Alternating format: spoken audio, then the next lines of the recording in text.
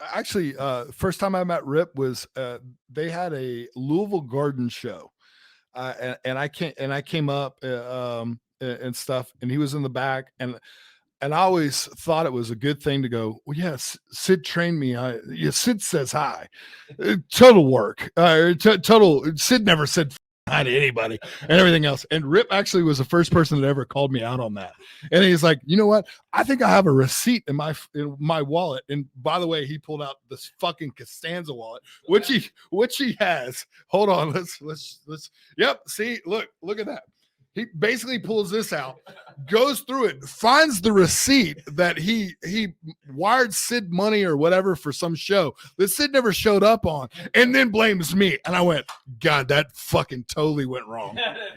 like, and that was like, oh shit, I think I just screwed myself, coming up here. I wasn't signed yet at that time. I was coming up with Derek from Memphis. Oh, he was over. He was my son. He was stepson. Yeah, he was your stepson. Uh-huh. But like I thought it would be hilarious, or not hilarious, but I thought that would help me out and like punch through by saying that. And Rip just calls me out on it. I'm like, oh, that never worked.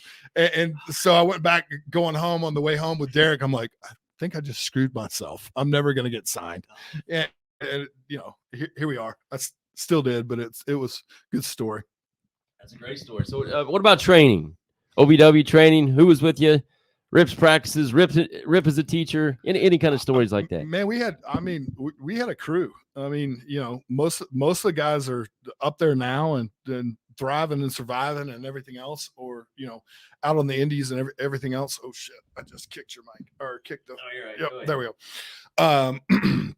But I mean, at that time, what were we? 9 o'clock, 8 o'clock, whatever it was. I was driving. Yeah, you were driving from here. Which now that I live here and I realize how far you were driving every day and everything else, I'm like, holy shit! I can tell you the time. It started from 10 to 12 is the way it started. So it's 10 to 12. And then there was like a day where, or like a week where he had something to do, and he's like, "All right, boys, we're gonna practice at 8 instead." Yep. And then it became 8. And then it started ending at noon instead of ending at 10. Yeah. Oh, yeah. They went from 2 hours to 4 hours. But I mean, most of us were getting paid.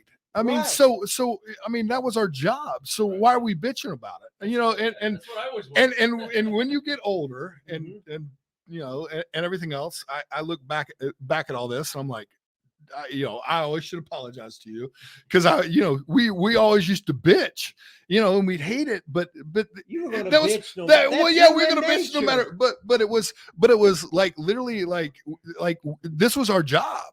Right. I mean, so and that's what we had to realize.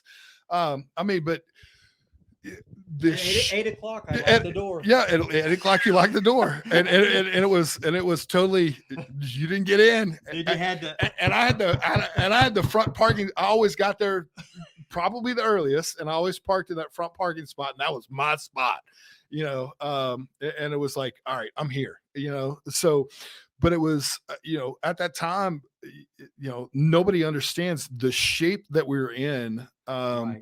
And to your credit and you didn't beat us up. No. We did chain wrestling for an hour every day. Heat on all those body parts. Heat on You're and in everything such else. Good wrestling shape. Yeah. Without giving you a bunch of bumps. Yeah, and nobody understood that. And and you look at some of the training today, and I watch different promotions that put their stuff out there on Facebook and Twitter and everything else, and I'm sitting there watching. I'm like, why are they doing all this when, I mean, none of them can even lock up fucking correctly?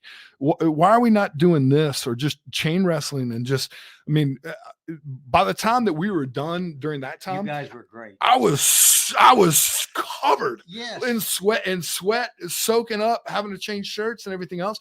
But we got the best workouts, and we were most fundamentally sound of all the crews that I think that have gone through there. And that was, to your credit. So, And I how appreciate many that. guys did hours? I did with Orlando Jordan, and I still have it on tape, and I go through that, and I It's been probably 6 months. I watched that one time. I found a VCR, plugged it in, and everything made else. Sense, didn't it? It made sense, and you're yelling at me the whole time. But that's coaching and stuff. And then towards the end, I started getting gas. You're like, just fucking get through it. I'm like, okay, like you know, and it was but when you got done, you're like, you just felt this arise that I did this, you know, and that was cool. It was great. Now you got more fucking confidence. Yep. And I said, when you guys get brought up to WWE, you're going to find out you guys fundamentally are better than them. Yep. You know how to work more. I don't give a shit about spots. I don't give a shot about. This was wrestling. Yep. This is wrestling. You get in, you get out. Don't get hurt because you might have to work how many days in a row. Yep. And you got to learn to work with when you're hurt. Yep. So, but I got guys going over 2 hours. Yep. Called in the ring. Yep. 20-minute promo. Okay, do a promo on that light. Go. Boom. 20 minutes. Yep. They just do a goddamn promo. And it was just so much fun teaching. You guys were all great world-class, what I call you great world-class wrestlers. Yep. But I'm teaching you all the old shit that I had to fail on and learn all this shit. Yep. So I'm trying to give you some knowledge so that when you get brought up, if you'd have just brought up just knowing moves, you're out of your fucking league. Yep. You're so nervous. Yep. And the problem with us is we thought we knew more, and then now looking back, it's like, God damn it, he was so right. You know, it was. I said, "Are you ready? I got my dots on, my polka dots. Get your popcorn, get your Coke, get ready, get excited because look what's coming up now."